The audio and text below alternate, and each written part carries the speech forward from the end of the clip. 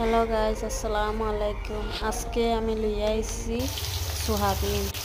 তো আপনারা কি তা হইনি কেন আমি জানিও না, তারপর আমরা বাসা কয় সোয়াবিন। তো আমি বাসটা এবং তেলে ফলাইলাম, ফলাইয়া তুরা হলদি দিলাম, দিয়া লাল হরি কটকটা হরি বাজে করলাম। করার বাদে ওটা সব একটা পাঠির মাঝে লইলাম। লওয়ার পরে একটা পেস্ট লইলাম, আদা রসুন পেঁয়াজের আর কি সব কিছু পেস্ট লইয়া পেঁয়াজের মাঝে পালা টিপছে বাজি করলাম।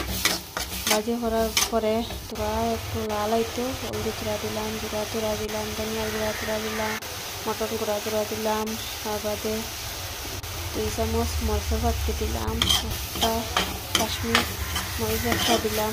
দেওয়ার বাদে পালা টিপছে বাজিলাম। তার বাদে দেখলাম মুড়ো তুরা লাগি যায় আর কি, তুরা জল দিলাম, পানি দিলাম, দিয়া তুরা লবণ দিলাম। দেওয়ার বাদে গলা টেকছে মশলা আগুন কম যাওয়াইলাম।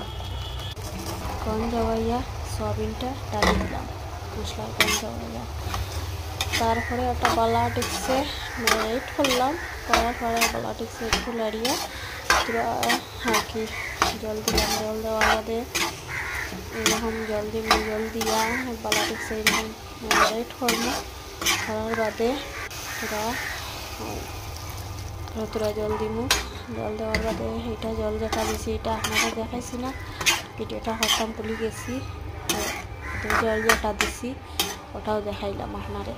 দেখানোর বাদে দেখো কি রকম গোস্ট আর কি কালার আইছে, আর খাইতে